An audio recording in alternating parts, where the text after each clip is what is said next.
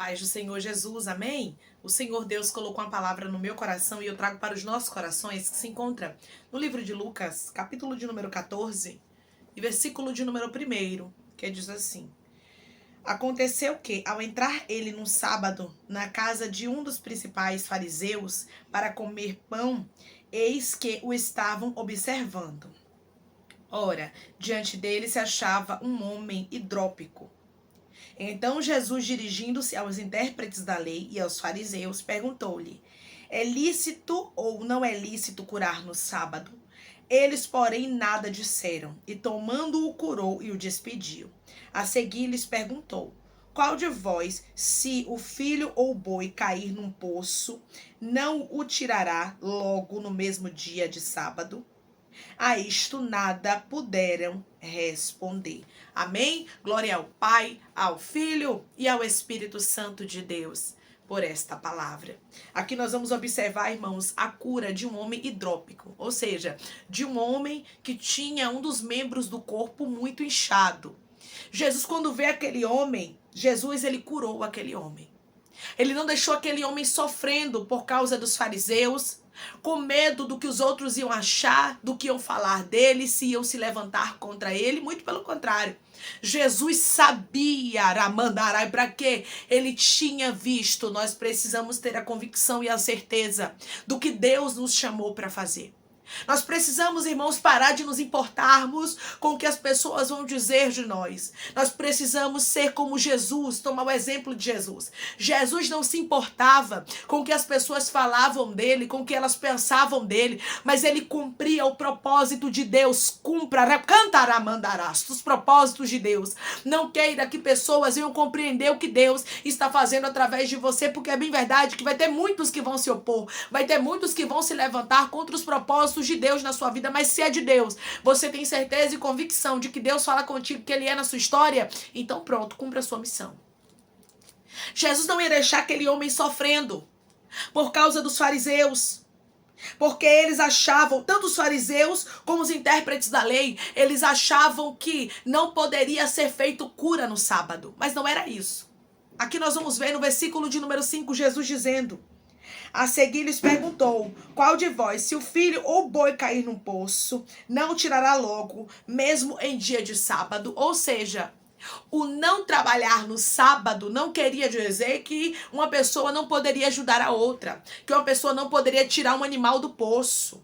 Mas os fariseus, os intérpretes da lei, eles queriam colocar julgos pesados, queriam dizer que Jesus estava errado em curar pessoas no sábado, em fazer aquilo que Deus determinou que ele fizesse. Amandará, e Jesus nunca quebrou as leis, não. Porque a lei do sábado não era que não poderia curar, era que não poderia trabalhar. Não era que não poderia ajudar o próximo. E Jesus aqui estava salvando, estava curando, Ramandaracanta, tirando aquele homem do sofrimento.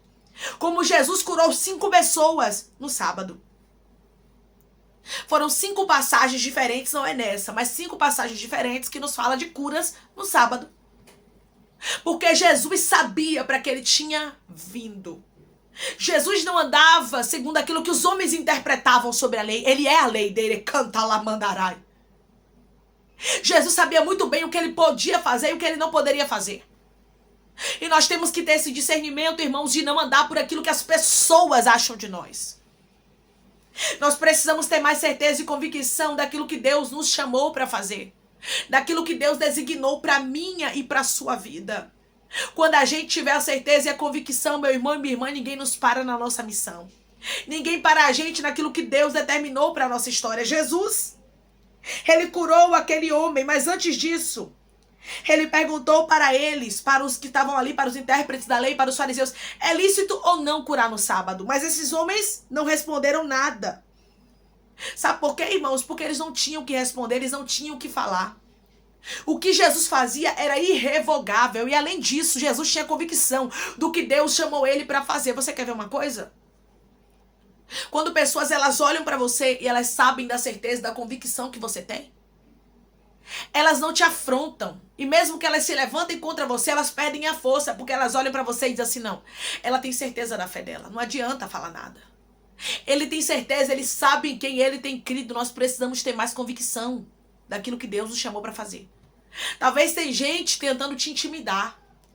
Tem gente tentando paralisar você e Deus está dizendo para você: tenha certeza do que eu lhe chamei para fazer, que ninguém consegue lhe paralisar nos meus projetos e nos meus planos. Declare comigo: eu vou ter convicção do que Deus me chamou para fazer e ninguém vai me paralisar.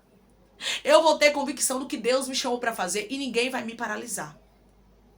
Jesus tinha convicção do chamado dele, irmãos.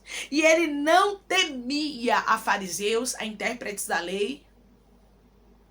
Quando a gente tem certeza da nossa missão, quando nós temos certeza do nosso chamado, a gente não teme a nada nem a ninguém. Porque nós sabemos em quem nós temos crido. Jesus sabia que ele não estava quebrando lei. Porque eles poderiam muito bem tirar o boi de dentro do buraco se caísse. E não podia salvar uma pessoa que estava ali sofrendo, que estava ali com um membro do corpo inchado, porque o hidrópico é isso, uma pessoa que tem um dos membros do corpo inchado. Você acha, aleluia, que Jesus ia deixar aquele homem sofrendo somente por causa das falações dos fariseus, dos intérpretes da lei? Claro que não. Irmãs, às vezes eu não ajudo alguém, não faço porque eu fico com medo do que vão falar. Então você não tem certeza do que Deus lhe chamou para fazer, porque vai ter momentos que Deus vai mandar você fazer algumas coisas que é loucura e que as pessoas vão lhe criticar. Se você tem medo de críticas, você não teve um verdadeiro encontro com Deus. Você não teve um verdadeiro encontro com Jesus, porque a partir do momento que você tiver um verdadeiro encontro com Jesus, você vai entender que a sua missão, que o seu chamado e que aquele que você tem crido é muito maior do que as críticas. É muito maior do que os apontamentos. Aracantaramandarai. Jesus calou esses homens. Eles não puderam responder a nada. Deirabaramandarai. E Deus está dizendo: chegou o tempo, minha filha, chegou o tempo, meu filho, de você calar que eles estão se levantando contra você. E como é que eu faço isso, irmã? Não é você discutindo. Não é você brigando, não. Até porque Deus não te chamou para isso e Deus não está na contenda. Mas é você tendo certeza e convicção do Deus que você serve. Deus está chamando gente aqui a ter certeza, a ter mais certeza e convicção da sua fé. A ter mais certeza e convicção do que Deus lhe chamou para fazer. E não se importar com os comentários alheios, porque sempre vai ter comentários. Sempre vai ter falações. Sempre vai ter gente que vai dizer que você não é de Deus. Sarabaracantarás. Isso aconteceu com Jesus. Ei, xarabaramandarai. Disseram que eles expulsavam demônio pelo maioral dos demônios, por Beelzebu. Você entende isso, irmão? Se falaram isso de Jesus, não vão falar de você? Mas Jesus não parou a missão dele por causa de conversinha. Jesus não parou aquilo que Deus chamou ele para fazer por causa de conversações. Você tem que ter convicção do que Deus lhe chamou. Porque no dia que você tiver convicção do que Deus lhe chamou para fazer, ninguém lhe para. Declare comigo: eu não vou parar por causa de conversinhas, mas eu vou ter convicção do que Deus lhe chamou para fazer. Eu não vou parar por causa de conversinhas, mas eu vou ter convicção do que Deus me chamou para fazer. Quando você sabe quem é o Deus que você serve, quando você sabe em quem você tem crido, meu irmão e minha irmã, você não fica parando por causa de conversa de fariseu. Você não fica parando por causa de gente que diz que conhece a Bíblia, mas distorce. Mas dizem que conhecem as leis, mas não vivem. Aí querem colocar fardos pesados nos outros, porque era isso que o fariseu fazia. Fariseu conhecia bem, sabia bem as leis, mas não viviam e queriam colocar fardos pesados nos outros. E tem gente que é assim. Não vive os propósitos, não vive os desígnios de Deus, ainda quer colocar fardo pesado. Deiarabaracanta. Só que Deus, Ele é poderoso na sua vida. E na sua história, Ele diz pra você que você precisa ter mais convicção. Que você precisa ter mais certeza. Jesus não ficou temendo, não. Mas Jesus ia lá e curava. Podia ser no sábado, poderia ser, aleluia, num domingo, na segunda, na terça, em qualquer dia Jesus curava. Porque Jesus sabia que ele não estava quebrando a lei, porque a lei não dizia que não podia salvar pessoas ou animais, não. A lei falava sobre o trabalho.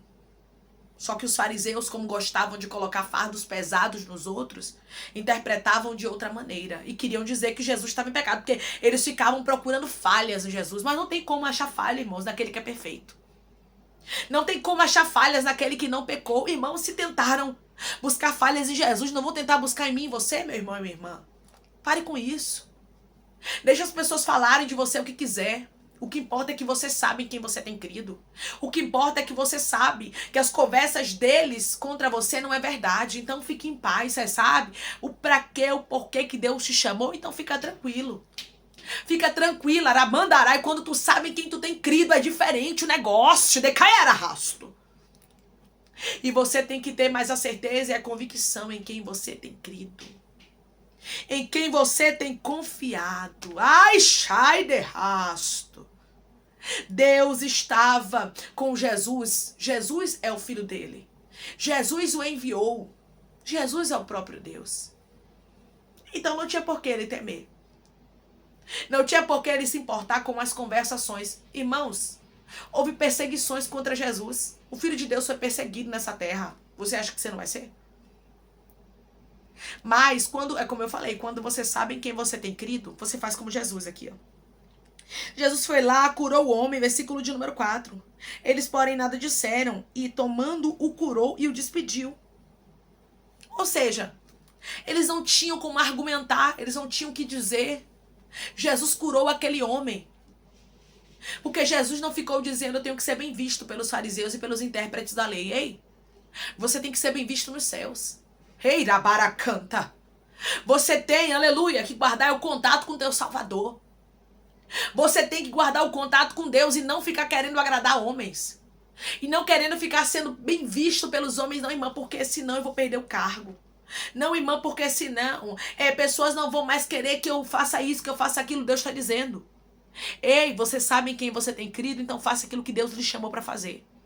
Porque tem gente, irmãos, que está deixando de viver a missão de Deus, que está deixando de viver os propósitos de Deus, o que Deus designa por causa dos homens. Ah, porque vão falar, porque vão achar, porque não vão gostar. Você acha, irmãos, que sempre a gente vai fazer aquilo que os homens gostam? É claro que não.